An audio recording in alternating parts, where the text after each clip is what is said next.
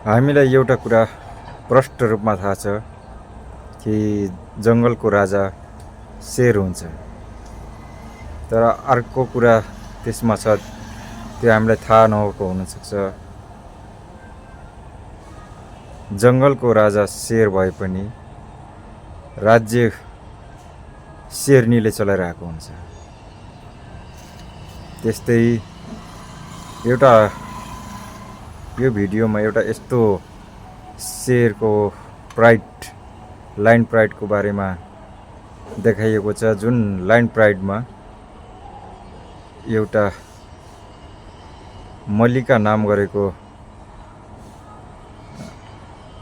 Female लायनको जन्म हुन्छ र उसले आफ्नो जन्ममा के कस्ता सङ्घर्षहरू गरेर पार गरेर आफ्नो जिन्दगी कसरी बचाएको हुन्छ भन्ने कुरा यो भिडियोमा देखाइएको छ। यो भिडियो त्यसको एउटा पार्ट 1 मात्रै हो र यसको पूर्ण रूप यसको पार्ट 2 मा देखाइएको छ। अहिलेलाई यो पार्ट 1 देखाइएको छ, यो हेर्नु होला। यो हेरेपछि यसको पार्ट 2 पनि म तपाईहरुलाई छिटै ल्याउने प्रयास गर्दैछु। एकचोटि यो हेरौँ है त। जैसे कि आप जानते हैं कि लायंस जंगल के सबसे ऊंचे दर्जे के शिकारी है। अगर नर शेर को जंगल का राजा होने का टाइटल मिला है तो रानी होने का टाइटल मिला है शेरनियों को।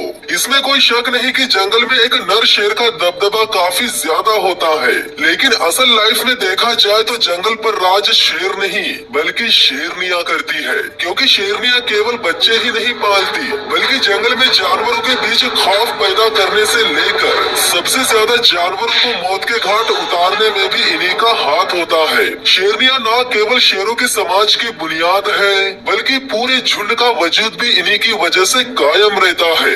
लेकिन कामयाबी इन शेरनियों को मुफ्त में नहीं मिलती, इसके लिए इन्हें न केवल मेहनत करनी पड़ती है बल्कि हमेशा जिंदगी और मौत की लड़ाइयाँ भी लड़नी पड़ती है। आज की ये वीडियो बेहद खास होने वाली है क्योंकि हम जानने वाले हैं मल्लिका नाम की शेरनी के बारे में, जो बचपन में न जाने कितने ही बार मौत का सामना करती है। उसके छोटे छोटे 4-5 भाई बहनों को हाइनस मारकर खा जाते हैं, यहाँ तक कि उसके चाचा को भी बाहरी घुसपैठिए शेर खत्म कर डालते हैं। तो देखना यह है कि ऐसी करो या मरो वाली स्थिति में भी मल्लिका अपने आप को बचाती कैसे है। गाइस, ये वीडियो बेहद खास होने वाली है। दुनिया में लायंस की तादाद 30,000 से ज्यादा नहीं है, लेकिन सबसे ज्यादा तादाद है साउथ अफ्रीका के क्रूगर नेशनल पार्क में, और इसी पार्क में रहती है मल्लिका नाम की शेरनी। मल्लिका और उसके झुंड का दौर इस वक्त काफी अच्छे से गुजर रहा है। अब अच्छा वक्त गुजर रहा है इसका मतलब ये नहीं कि हमेशा इनका वक्त अच्छा ही गुजरता रहेगा।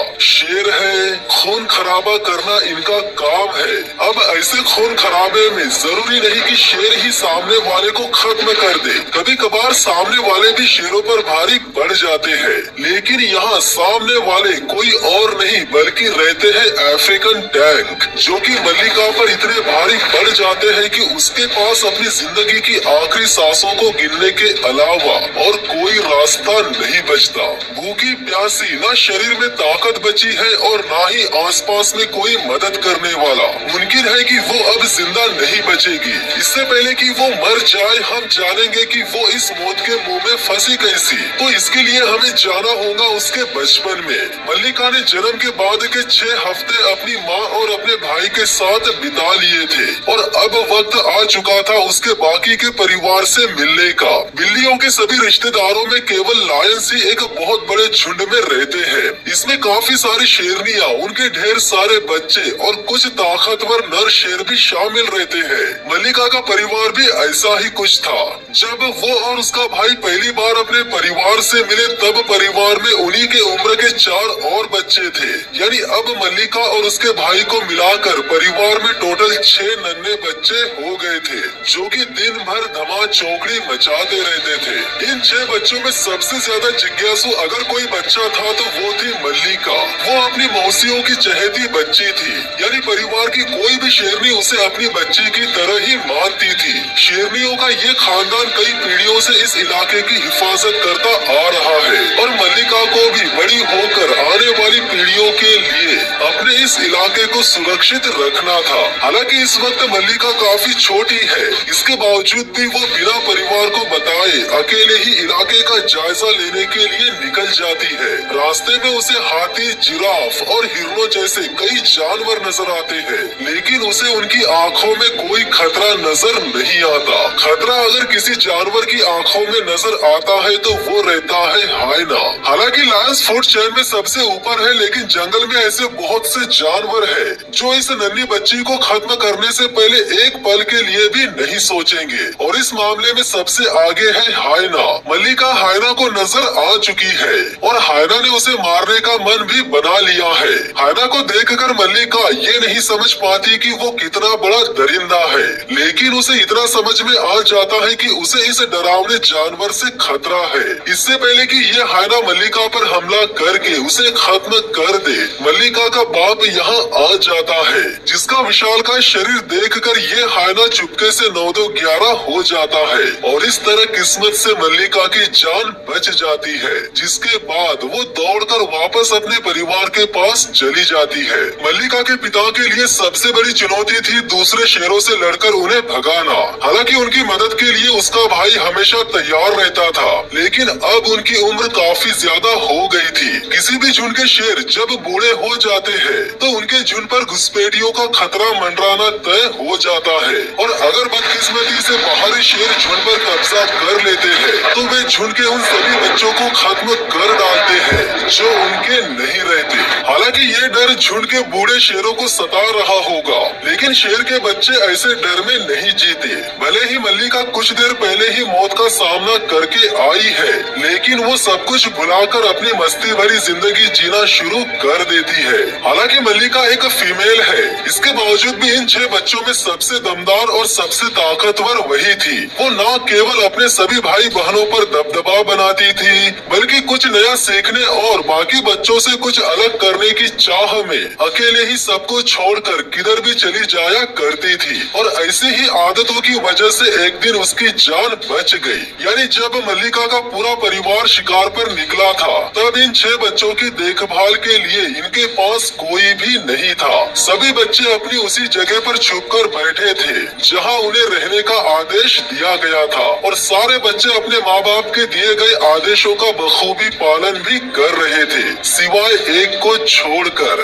और वो थी मल्लिका। मल्लिका अपने भाई बहनों के साथ एक ही जगह पर पड़ी पड़ी बोर होने लगी थी, इसीलिए वो सबको छोड़कर अकेले ही घूमने निकल गई, जिसके चलते उसकी जान बच गई। यानी जब वो घूमने निकल गई थी तब कुछ हायनास ने आकर उसके सभी भाई बहनों को न केवल बेरहमी से मार डाला, बल्कि उन्हें मारकर उसी जगह पर उन्हें खाने भी लगे। और ये सब मंजर मल्लिका दूर से देखती रह गई। हायनास द्वारा किए गए हमले के कुछ देर बाद ही बच्चों के माता पिता यहाँ आ गए, जिन्हें आते देख हायनास तुरंत मौके पर से फरार हो गए। शेरों ने एक बहुत बड़े नुकसान को दूर से ही भांप लिया था, और नुकसान को भांपते ही उन्होंने हायनास पर जोरदार हमला भी किया। पर हायनास की किस्मत अच्छी थी कि वे इन शेरों के हाथ नहीं लगे। अगर एक भी हायना इन शेरों के हाथ लग जाता तो वे उसे इतनी भयानक मौत देते कि बाकी हायनास अपने साथी की मौत को जिंदगी भर भुला नहीं पाते। हायनास के भाग जाने के बाद शेरों ने देखा तो उन्हें उनके सभी बच्चे मरे हुए मिले। मल्लिका का एक भाई सांसें ले रहा था, लेकिन कुछ देर बाद उसने भी दम तोड़ दिया था। हंसते खेलते शेरों के इस परिवार में मातम सा छा गया था, जिसका शोक ये परिवार 1 महीने तक मनाता रहा। यानी 1 महीना बीत जाने के बाद भी बच्चों को खोने का गम इन शेरों से दूर नहीं हुआ। लकड़बग्घे भले ही शेरों के जानी दुश्मन हो, लेकिन एक जानवर के पलने बढ़ने के लिए दूसरों का मरना जरूरी है। ये अच्छा या बुरा नहीं है, ये सिर्फ अपना वजूद बनाए रखने का मसला है। मल्लिका अब पूरी तरह से अकेली हो चुकी थी। उसके साथ पलने बढ़ने और खेलने कूदने वाला कोई भी नहीं था। हायनास ने शेरों के इस झुंड की आने वाली पूरी पीढ़ी को ही मार डाला था, सिवाय एक को छोड़कर। यानी अब पूरे झुंड का भविष्य टिका था इस नन्ही सी बच्ची पर। इस इलाके पर इन शेरों के झुंड का कब्जा कई 100 सालों से बरकरार है, और इनकी विरासत माँ से बेटी तक पहुँचती है। और अब ताकत दिखाने की बारी थी मल्लिका की, और एक शेरनी होने के नाते अब उसे करना था उसके झुंड की अगुवाही। मल्लिका मल्लिका में इतना जोश था, इतना दमखम था कि वो उसके परिवार के भविष्य के लिए एक उम्मीद दे सके। और उसका साथ देने के लिए न केवल उसकी माँ थी बल्कि उसकी मौसिया भी थी। नामुमकिन को मुमकिन करने के इस सफर पर निकल चुकी मल्लिका अपनी हदों को आगे बढ़ाने के साथ साथ एक निडर शेरनी भी बनती जा रही थी। इसके अलावा ढेर सारी ताकत हासिल करने के लिए वो जरूरत से ज्यादा खाने भी लगी थी, जिसके चलते कम उम्र में ही वो एक फीमेल होने के बावजूद भी वो एक मेल लायन की तरह दिखने लगी थी। मल्लिका के पिता लगभग 5 सालों से झुंड की हिफाजत करते आ रहे थे। हर बदलते दिन के साथ वे कमजोर होते जा रहे थे और दिन पर दिन झुंड पर नए शेरों के कब्जे का खतरा बढ़ता जा रहा था। फिर एक हफ्ते बाद आखिरकार वही हुआ जिसका डर था, यानी एक जवान शेर दिन पर दिन मल्लिका के इलाके में काफी अंदर तक घुसपैठ करने लगा था और ये बात परिवार की शेरनियों को पता चल चुकी थी। इसके बावजूद भी मल्लिका की माँ मल्लिका के साथ ऐसे बर्ताव करती थी